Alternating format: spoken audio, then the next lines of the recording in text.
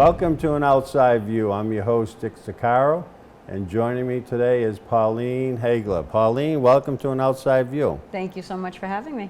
This So is wonderful. Pauline trains service dogs, and we have an outing tomorrow actually at the golf course I work at in Plainville, Wentworth Hills.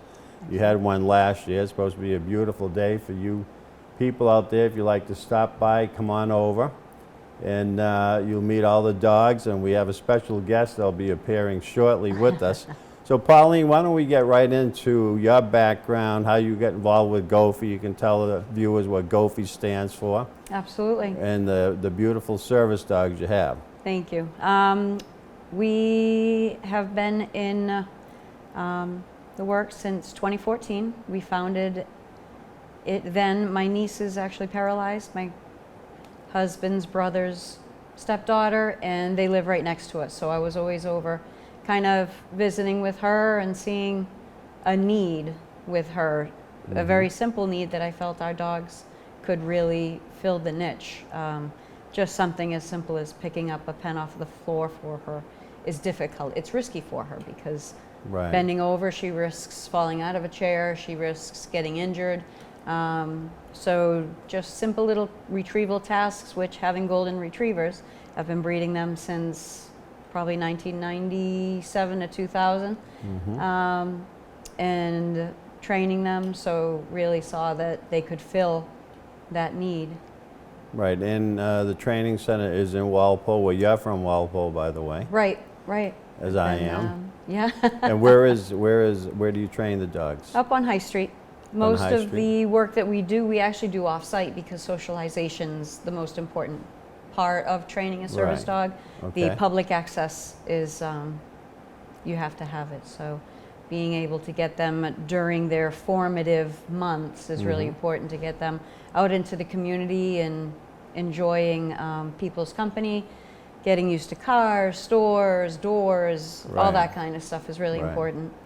They're beautiful dogs, retrievers. Thank you. That was one of my first dogs. It wasn't a white retriever like most of your dogs are, but they're beautiful companions. They make great pets, very intelligent animals. Wonderful dogs. And you breed them yourself? Right. So we breed them, raise them, and train them. I've been breeding golden retrievers since 2000, and really have focused primarily on making a dog that's easy to go into a house if they fail, you know, whatever. I used to breed them for competition. I used to compete in agility and obedience, and I found the dog that I bred for that didn't make a great house pet. And so then I imported a dog from Europe, and he just was absolutely amazing. He could keep up out in the field. He did retrieve, he did duck retrieval. In sports, he was versatile. So he was kind of the forefront of the dog that I really wanted to produce, one that could go into a home, be with kids, be safe, be a family, wonderful addition to a family, but also could be smart enough, be agile enough to go out and do work and the kind of things that I would really need. It's amazing. It's fantastic. Now, how old are the puppies when you start training them? 6 months? We start them right from the get-go. Right from the get-go. Right out of the womb. Now, are some more obedient than others at first? Some are absolutely more obedient than others, and different bloodlines that I have are definitely better focused. Some we do search and rescue for the police departments that we provide community resource dogs for, and some definitely, they come out with their nose on the ground, and some are wrong way Joes. They couldn't pick up a scent if it was, you know, it meant the life to them. So there's definitely, you learn to kind of see right away what you're looking at and what would be good for what direction we want to put them in. So how many dogs do you have usually? You must have litters all the time, right? We have litters all the time. As much as if we could do one litter after the other, as soon as one litter's done, 2 months later they get placed into their homes and then have another litter. But Mother Nature just doesn't work on that cycle for us. So we actually do what we call breeder homes. And so we're always asking community, people in the community to consider fostering either a breeding dog or being a puppy raiser for one of our service dogs in training. And so they would go to these homes, grow up with them, they come back to us during the week. We either assign a trainer to them, or we have a train the trainer program, so we either have trainers in training handling those dogs, or one of the trainers on staff working with them. Now, how do you raise your funds to keep GOFI It's going? And what does GOFI stand for, by the way? GOFI is Golden Opportunities for Independence. Great. So what was the question? How do we get our funding? Yeah, your funding. We do a lot of grant applications, but it's tedious. It requires really a full-time person to do that, and we just don't have the funding to be able to do that. So we really do rely on our communities. We rely on individual donors, those kind of things. Our community businesses have been fantastic. Beacon out on Route 1 has done dinners where a percentage of what they earn during a night for a certain drink will go towards GOFI. We have real estate agents, Beth Weiss and Steve Weiss, who last year gave us 10% of any house that they sold as their profits, so that was really helpful. They've been puppy raisers, now on their 5th or 6th, I think they're on their 6th dog as puppy raisers, so that's a huge help. You know, really just a lot of the businesses in town, in the local areas. Fundraisers like the golf outing tomorrow. Absolutely. So walk me through the process. How do you advertise? Word of mouth, or? We do a lot of social media because we can. People love watching and following these dogs. So, you know, promoting the fundraisers, the events that we have. We've been really busy. We try and give to our community as well. So anytime there's a town day, Walpole Day, Norwood Day, Norfolk Day, this Saturday we'll be in Norwood at the Norwood Day. So we'll do a booth and we'll bring the dogs and puppies by and do some demonstrations and let people see what we actually do. So do you reach out to candidates for these service dogs? Do they reach out to you, or a combination of both? No, we are sought after. So we have a long list of applicants that could benefit from one of our dogs, and unfortunately, it's about a 2-year waiting list. Anytime we get an application. I was going to say, it's sort of like an adoption agency. It's tough. You go through a lot of interviewing and applicants, and it's a suitable match. And so typically, how long would the dog stay with the recipient? For life. For life. Yeah, I don't. So actually, our kind of slogan is a new kind of service dog program. So we do it a little bit differently, where if we can get the puppy into the home of the recipient. So a lot of times you have assisted puppy raisers. So if someone's not able to handle the dog, it'll be facilitated by the family. And so if that's the instance, and the family can have the time, have the funds, and be able to do it themselves, we provide them with the training, the exercise of the dog, and they're able to get a dog at the end of the day that's grown up with the person who's in need of the dog. And so that's a really great way. One, you don't have to tear the dog away from puppy raisers.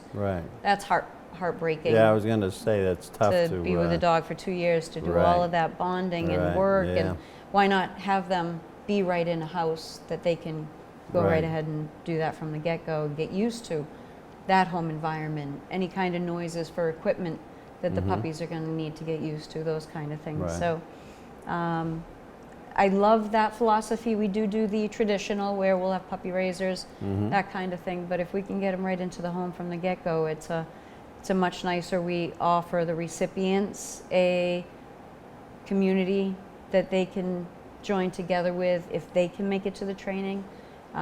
We'll bring them in, so it's a network of people to support them as well. So they'll go on the outings. Anybody with a disability has some sort of either social anxiety, depression, and they battle with that. So being able to come to a place where they can be surrounded by puppies and young dogs and energetic trainers that are, you know, we really try and make what we do fun. You have to, for the dogs, you know, in training, they learn so much better if it's a game. Right. And so Sure. we make it as fun as You possible. make it as and fun for the dog as well. Right, As right. the recipient. So it Absolutely. must be a very regimented training program It you is. go through. It they is. do. So let's talk about some of the tasks that you train the dog. You mentioned your niece, was it? Right, right. Was And handicapped, retrieval so work and she drops a pencil or something. The dog is trained to pick the pencil up and give it to her. And Right. what else do you Right. train them with? So task work is a fundamental of 3 core behaviors. So the tug, which is just, again, play that game, tug, tug, tug, good dog, treat, and then you tie that tug to a refrigerator. And so go tug, they tug, the refrigerator opens, they can go in, get them a bottle of water, go give it to the person that needs the water, and then go and close the refrigerator door. So that's the tug work. With that you can do laundry, they can open up washers and dryers and help Right. out in that regard. Then we have touch, which is with the paws. So if there is a remote opening doors, things like that. So Right. touch, and they touch that, but touch has started with just, touch my hand, touch Right. the blue dot on my hand, and then start moving the blue dot, and so then it can turn into a alert. So with the assistance dogs and the medical alert dogs for diabetics and people with epilepsy, they're able to nudge them to kind of bring awareness to them that, hey, you're either about to have a seizure, sit down on the floor, or hey, wake up, focus, you got to go get some sugar, you got to go get some orange juice and drink some of that. And then beyond that, if it's beyond the point where the person's able to be rallied, then it's, okay, I need to go to the refrigerator and grab a carton of orange juice and bring it back to Right. my handler. So, or even going and retrieving medicine, anything like that. Right. And then nudge with the nose, again, that's a lot with the medical alert. So, a nudge with the nose, hey, Right. focus, something's going to happen, or you need to do something. Well, they're very intelligent animals, dogs, and you hear some Amazing. amazing stories how Right. dogs have rescued their owners from, if their home's catching on fire, they wake up and start Absolutely. barking. And do you work with blind people at all? We for don't work seeing eye dogs? We don't work with blind people. I feel as though Guiding Eyes has that niche. Right. Why go there? Right. And we like to work with people within our community. So we focus on people that are only within 25 miles of Walpole. And again, so that way it's not at the age of 2, we turn over a dog, you get 2 weeks in. It's, you're here, you attend Saturday trainings, you attend as much training as you can so that you learn. I, as a trainer, know that you cannot learn how to program a dog within 2 weeks. There's so much more on the human's part that needs to be done, that they need to be educated, they need to know what's going on, so they can troubleshoot. Okay, wait a minute, my dog's not doing as good as he once did. Maybe Right. it's because of this. So if they have that base education, then they'll be able to fix problems. They won't be making as many mistakes to become problems. Amazing. Now, you mentioned you work with the service dogs with police departments for search and rescue. Do you work with Right. Walpole Police We Department? do work with Walpole, so I Rebel know they have a was- dog, Rebel, they right? do. They have Shepherd. Rebel. Yep. So she was our very first dog, and actually Wow. Tommy Hart was great. He met us at Stop and Shop one day. He was on a field trip with students with disabilities, and we were there with training. One of my trainers got to talking to him, and he said, "Hey, would you mind if we came up to the farm? It'd be a great visit for the students." So they came up, we got to talking, and Tommy was like, this would be so great if I could take a dog around town with me. And I'm like, that would be wonderful. Right. That would be a win-win, because that's exactly what our dogs in training need. They need the socialization in town, they need to be Right. at sports arenas, Sure. at the games, hearing the clank of the helmets and, the cheering of the crowd, those kind of things. They have to be rock solid, so. And I was happy to hear that you didn't change the name of the dog, Rebel, like they did Yeah. with the sports teams. be a disservice to the dog if they did that. Exactly. We would Right. not be able to do that to the Right. dog. It would really mess her. It would really confuse her. Now, is anyone from the So- police department coming tomorrow to the tournament? Remember Yes, they last are. year, Chief Carmichael was there. Yes. Sadly, we lost him. He's I over in know. Newton now, I but know. maybe he'll stop But by we're tomorrow. still partnering with him. He's still doing wonderful Newton. things for our Terrific. program. We Yeah. can touch on that in a little bit. But yes, we have Norfolk. Norfolk's coming. Babson is coming. So we have dogs in colleges as well. Northeastern, Babson. Terrific. Both Boy. are working on their second dogs from us, so they're very happy Uh-huh. with the results that they're receiving. Now, how many dogs you have in training right now, roughly? Probably 10. 10 dogs. Yeah.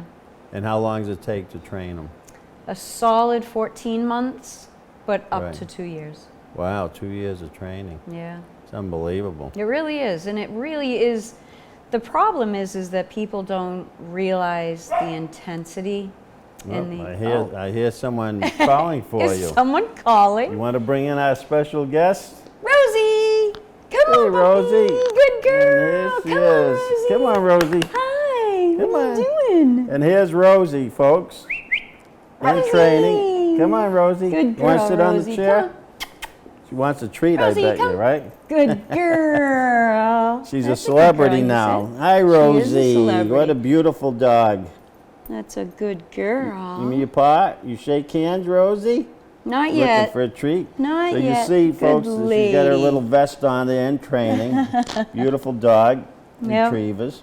Now, the average life expectancy is, for larger dogs, it's a little more than, smaller dogs Smaller is a little is longer, but the What larger are you dog, doing? mine Come here. was about 13 years old. Good girl. My golden retriever that Oh, I yeah. had. But they live good, long lives. We're actually burdened with the breed right now with cancer. So that's one of the reasons why I've gone with the English in imported bloodlines, because studies have shown that those bloodlines have a less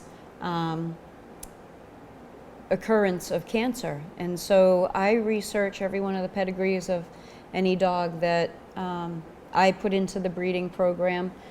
I was just touching on the amount of work that goes into a dog. So, a lot of programs are like, why are you breeding a dog when you can rescue a dog and put him to good use? But it's important that the dog is stable, that they don't have She any. sees herself on the camera. Now, my dog, if he saw himself, he'd probably bark He'd be at it. barking. I wouldn't be surprised if When she I'm starts watching barking. TV, a lot of times if there's dogs, my Yes. little adopted dog from the Schultz Guest House, which is a wonderful Oh, guest yes. house in Dedham, Yes, he'll start barking like crazy. that is hysterical. You know you're on TV, huh, Rosie? She's like, yeah, this is nothing. This is old hat. for So me." are they on special diets? Do they mostly dry foods? They, again, back to the cancer, I do try to go with raw additions to kibble. It's really hard Right. to get away from feeding kibble because it's just so easy. And Right. so it's really difficult to ask too many people to go the raw food Mm-hmm. route. But we've done well, knock on wood. right. I have seen cancer within my bloodlines, and I was fortunate Mm-hmm. that there was only one litter born from that pairing. Right. But like I said, we've gotten lucky. It's so difficult because I don't present with cancer after several years, so there's a lot of dogs on the ground already that now you have to kind of figure out what the best route to go Right. would be. Would you Now, sit here, Rosa? how about veterinarian services? Do you deal with local Stay here. vets here? They come to your Yes, place, you actually, go there? We've been working with Medfield Vets for forever. Dr. Crowell was always very good to us. He came out to the house since we had so many dogs. And now Right. Dr. Dundon has been taking his place. So he provides free vet care for all of our dogs. I highly recommend him. He's just been wonderful, especially in the, good girl, in the COVID crisis. It's really hard to get vet attention right now. Yeah, I Even- take our pets and my daughter to Dr. Marks in Norwood. He's wonderful, he's too. terrific. He lives is over there in absolutely Rentham, and wonderful. He was telling me, he plays golf at our course every now and then. He was telling me I knew of any vets to have them contact me. He said it's such a shortage now because Yes. of COVID with the schools. Exactly. And they're paying up to like $75,000 signing amazing. bonuses for a vet starting out. Who's that? Rosie. Who's that? Hi. Well, you can tell Rosie and your Hi. dogs are in terrific condition, so I'm sure you groom them all the time. Usually they We shed, do. right? The retrievers. You Yep. got to brush them all the time. Yep. And a lot of tender, loving care. And you mentioned Hey, a lot that's of you. the That's you. veterans. That's you, Rosie. What a great shot that is. She's looking right into the camera. Rosie, that's you, honey. Little girl.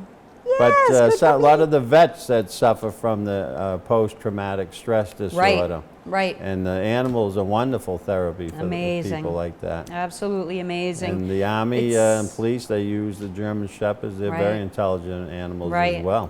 Absolutely. So to get dogs into the working realm is just a great thing for dogs. You know, they need a purpose. Again, you know, a lot of the Rosie.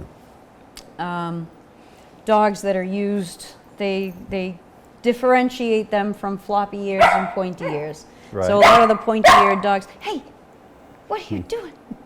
Shh, shh. Okay, go see Venna. So what's the most satisfying aspects of you helping people? You love Right. animals, so you get it Right. all combined. I but- get it all combined, every single bit of it. I love people. I've been a nurse since 2000, so I've been working in the hospital environment, helping people, and I absolutely love that. Just recently quit the hospital environment. Now I'm working in Norfolk with Dr. El Zaru in the cardiology department there at Pondville, which he's just a wonderful, wonderful physician. I've been working with him since my early days in the emergency room at Norwood Hospital. I was on the crisis team and he was the house doctor, so if there was a code or anything, we would respond together. And then now, Wow. you know, How long were you at Norwood Hospital? 25 plus years Wow. till it flooded out. A good friend of mine was an ER doctor there, Dr. really? Nigro, John Nigro. You know John? He was a big golfer. Yeah, I played with him yesterday at my course. Oh, no yeah. way. Yeah, I met him actually Oh, my God. through tennis years That's ago. amazing. We lived in Canton. And you don't know Dr. Together. Rocco? He's big tennis. I don't know Dr. Rocco, but John's a very good friend John's of mine. a great so guy. He's a funny, Yeah. funny. now he's that a we great, both got great older, person. we're kind of I love that. retired the tennis game, and now we're into golf. So Perfect. You'll see him over the club. He goes to Florida in the winters, but he's up now for a couple Oh, months. great. So yeah, Great. I've been friends with him for a long time. That's He wonderful. was quite a doctor too. He really was a good great emergency doctor. doctor. And his Absolutely. son's a doctor. Oh, is he really? Yeah, yeah. One of his Oh, older that's brothers wonderful. is a doctor. His dad was a doctor. Yeah, it's So in he his came blood. from a long line of medical people. Yeah. So you mentioned what does your staff consist of? How many trainers do you have? We have 5 trainers on staff daily. Right. It's part-time, so we do training from 8:30 to 1:30. Dogs come from 9 to noon. You know, we do a lot of kind of meetings. Documentation is really important, especially with the dogs that are going into the police work. Every dog of ours has a Gmail account through GOFI Dog, and Wow. every, you know, phase that they go through, we follow the AKC structure of training. AKC has been really wonderful with us as well. It's a great organization to have as guidance for standards, that kind of thing. But starts out at 6 months with the AKC Puppy Star test. At a year, they have to pass their Canine Good Citizen test, and then we go from that to the Canine Good Citizen Urban. And then we have our own in-house public access test that we use the Assistance Dog International guidelines to follow. So we're sitting right now as associate members or applying for accreditation through the ADI. It's a very rigorous process. So hopefully we'll have that soon. Now, once you place the dog in the recipient's home, Right. do you continue to follow up on the Yes, progress of the dog? we have training every Saturday, and every one of the dogs that goes through our program is available to come to that for the rest of their time. With school coming back, we're busy with trying to get dogs that have been out for the summer, so we'll do some work with those dogs, get them back into kind of working frame Right. of mind. We'll go with them the first day of school. We'll have a trainer go with them to help everything transition smoothly, that kind of thing. So since you've been doing this, you said, what, 2014, I believe? Right. How many dogs, would you, at the top of your head, would you say you Oh, placed? we have in 23 dogs in police departments alone. Wow. We've doubled our numbers every year as far as service dogs. So we started with 2 service, then 4, 8, 16, 24. I honestly have lost track of how many are out there. Wow. But we have a lot of dogs out there working, Wow. which is a wonderful thing. We have a 100% success rate. If they don't work out in one situation, we make sure that they work out in some situation. Again, being able to have hands-on throughout their raising, we know it's easy, or it's not difficult for a dog to go through a traumatic experience within their first year of life, and anything during a fear stage really does last a lifetime. And so it's really important to get them beyond those problems. Puppies are forever getting snapped at by adult dogs because they're rude. Right. But we don't like how that looks, and we react. And so then now you have a dog that's been snapped at by another dog, yanked by the handler, so there's a lack of, wondering why they got punished for being bit by another dog, and so then there's a huge dynamic. So we're able to work dogs through that right away. The quicker that we get, props through, get them through adult dog, adult dog, adult dog. It was a single situation. It isn't the everyday that happens. The more they're able to kind of process it. So, Right. we have the fortunate ability to do a lot of staging and real life situations with dogs. So. And what type of breed? Mostly the retrievers you work All with? Goldens. All Goldens. All Goldens. That's why it's We GOFI. are, right. Golden opportunities. That makes sense, right? Absolutely. I would love to get into, I struggle really hard. There's so many dogs out there that are foster dogs that need homes. Right. I would love to be able to get into that realm. I've been searching. We actually have a golden rescue portion to our program right now. I've been fortunate enough to get them right from the home situation, so I'm able to get a full history of their background. If they have ever had a bite history, if they've ever had trauma, if they've ever had anything that they're afraid of, those kind of things. We have a full solid background in that. Right. One of our dogs is actually going into a sober home. Chief Carmichael, power forward with Kevin Stevens, who's an NHL hockey star. Oh, yeah. And his I sister believe he was Kelly from has. Pembroke. He was from Pembroke, yes. He was Kevin actually, I Stevens. think, he interviewed yesterday or had a He's show a great with hockey player. ABC. He was a great hockey player, and still doing a lot of really great things within the hockey world. But he's helping out a tremendous amount of people with his sober homes. So they give scholarships and grants to people to be able to Terrific. live in a sober home. You For see those if he that can are. come to the golf outing tomorrow.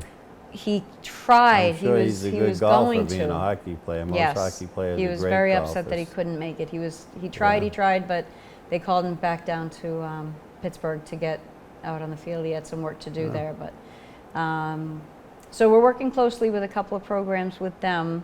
One of our dogs who was just rescued, Sawyer, is going to be going into the home and providing comfort for people in recovery. Right. We're working with St. Elizabeth's and Dr. Michael Hamrock to do a research study on the benefits of that, to see if that's Terrific. a beneficial program. So it's a really, really, I'm so excited about getting into this this track, and then bringing in the police departments as well. There's huge benefit for them to get people off of drugs.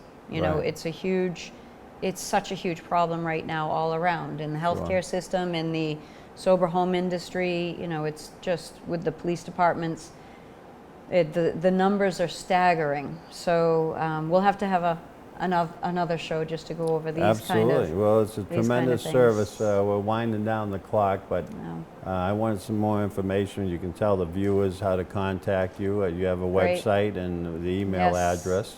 We have a And, website, gofidog.org, GOFIDOG.org. Pretty much everything is on there. Pauline Hegler, always reach out, phegler@gofidog.org. All right. And you're local, right here in Walpole. Right here in Walpole.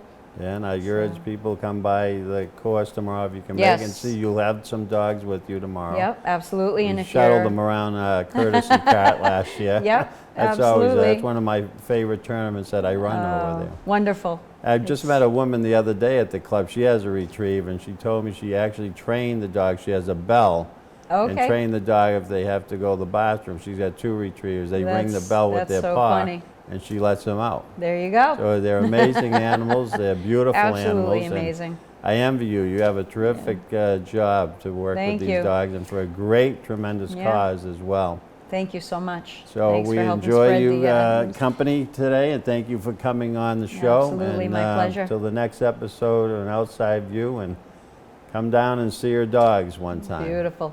Thank Thank you you. again, and we'll have you on again. Yeah, that'd So- be great.